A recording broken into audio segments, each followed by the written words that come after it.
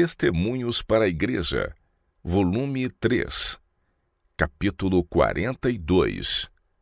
Presunção. Alguns há que têm espírito irrequieto, que eles classificam de coragem e bravura. Colocam-se desnecessariamente em cenas de perigo, expondo-se assim a tentações que seria preciso um milagre de Deus para delas saírem a salvo e incontaminados. A tentação de Satanás ao Salvador do mundo, para que se lançasse do pináculo do templo, foi firmemente enfrentada e resistida.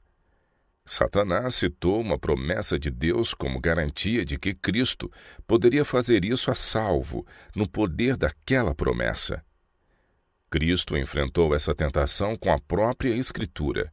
Está escrito: não tentarás o Senhor teu Deus. Mateus capítulo 4, verso 7. O único meio seguro para os cristãos é repelir o inimigo com a palavra de Deus. Satanás instiga os homens a irem a lugares aonde Deus não requer que vão e apresenta as Escrituras para justificar as próprias sugestões.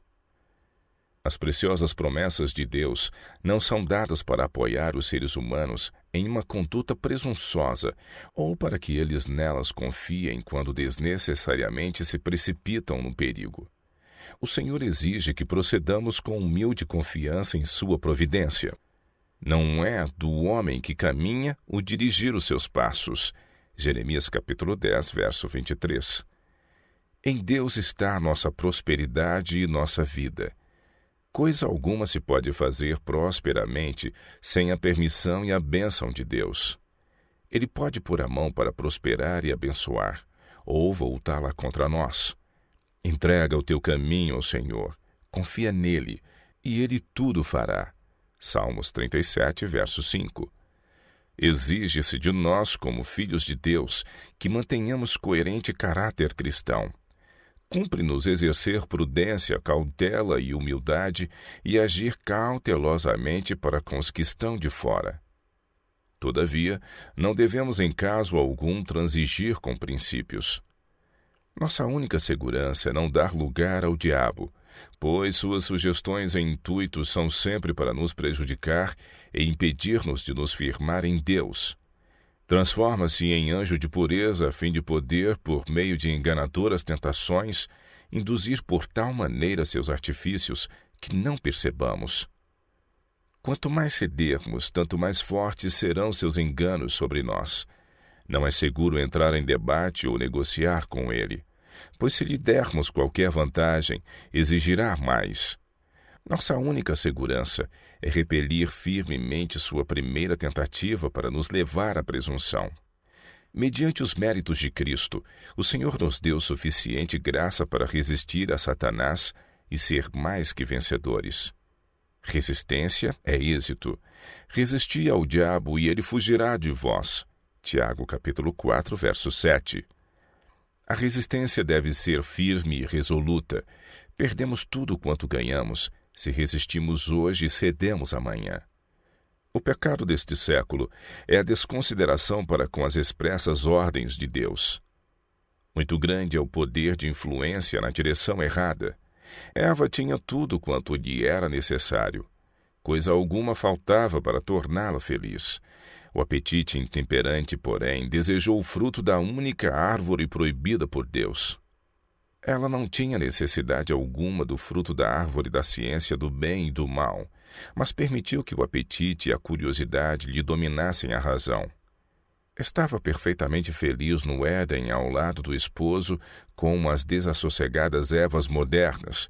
No entanto, lisonjeou-se de haver uma esfera mais elevada do que a que o Senhor lhe designara. Tentando alçar-se acima de sua posição original, caiu muito abaixo dela. Isto será seguramente o resultado quanto às Evas de nossos dias, caso deixem de empreender satisfeitas os deveres de sua vida diária segundo o plano de Deus. Há para a mulher uma obra mais importante ainda e mais enobrecedora que os deveres do rei em seu trono. Cabe-lhes moldar o caráter de seus filhos e afeiçoar-lhes o caráter, de modo que venham a ser úteis neste mundo e a tornarem-se filhos e filhas de Deus. Seu tempo deve ser considerado demasiado precioso para ser gasto na sala de baile ou em desnecessária ocupação. Há suficiente trabalho necessário e importante neste mundo cheio de carência e sofrimentos, sem que se gastem preciosos momentos para ornamentação ou ostentações. As filhas do Celeste Rei, os membros da família real, sentirão o peso da responsabilidade quanto a atingirem vida mais elevada, para que sejam postas em mais íntima comunhão com o céu e trabalhem em uníssono com o Redentor do mundo. Os que se acham empenhados nessa obra não se satisfarão com as modas e tolices que absorvem a mente e as afeições das mulheres nestes últimos dias. Caso sejam realmente filhas de Deus, serão participantes da natureza divina. Serão movidas pela mais profunda piedade, como foi seu divino Redentor, ao contemplarem as corruptoras influências existentes na sociedade. Compartilharão dos sentimentos de Cristo e, em sua esfera segundo as aptidões e oportunidades que dispuserem, trabalharão para salvar as almas que perecem, da mesma maneira que Cristo, em sua elevada esfera, trabalhou em benefício do homem. A negligência por parte da mulher em seguir o plano de Deus ao criá-la, o esforço de alcançar importantes posições para as quais não se habilitou, deixa vago o lugar que ela podia preencher de maneira aceitável. Saindo de sua esfera, perde a verdadeira dignidade e nobreza feminis. Ao criar Eva, Deus pretendia que ela não fosse nem inferior nem superior ao homem, mas em todas as coisas lhe fosse igual. O santo par não devia ter nenhum interesse independente um do outro, e não obstante cada um possuía individualidade de pensamento e de ação. Depois do pecado de Eva, porém, como ela houvesse sido a primeira na transgressão, o Senhor lhe disse que Adão teria domínio sobre ela. Devia ser sujeita a seu marido e que constituía parte da maldição. Em muitos casos, essa maldição tem tornado a sorte da mulher demasiado dolorosa, fazendo de sua vida um fardo. O homem tem abusado em muitos aspectos da superioridade que Deus lhe deu, exercendo poder arbitrário. A sabedoria infinita idealizou o plano da redenção, pelo qual a humanidade tem segundo tempo de graça mediante outra prova. Satanás se serve dos homens como instrumentos para levar a presunção àqueles que amam a Deus. Isto se verifica especialmente quanto aos que são iludidos pelo espiritualismo. Os espiritualistas em geral não aceitam Cristo como o Filho de Deus, e por sua infidelidade induzem muitas pessoas a pecados de presunção. Pretendem mesmo superioridade sobre Cristo, como fez Satanás ao contender com o príncipe da vida.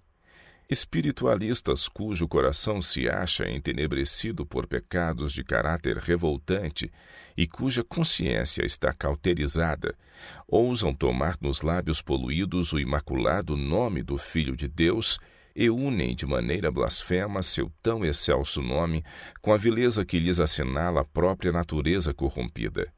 Homens que introduzem estas detestáveis heresias desafiarão aqueles que ensinam a palavra de Deus a entrarem em debate com eles, e alguns dos que ensinam a verdade não têm tido coragem de resistir a um desafio dessa classe constituída por elementos mencionados na palavra de Deus.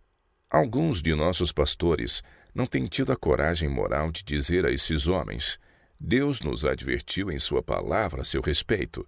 Deu-nos fiel descrição de seu caráter e das heresias que defendem.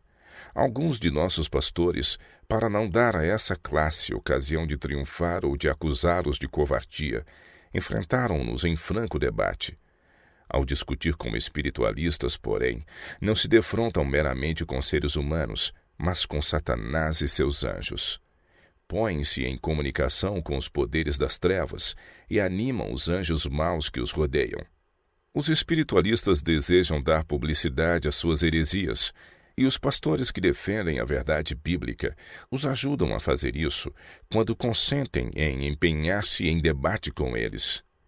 Estes aproveitam as oportunidades para expor suas heresias diante do povo e em cada debate com eles, alguns serão enganados. O melhor caminho a seguirmos a seu respeito é evitá-los.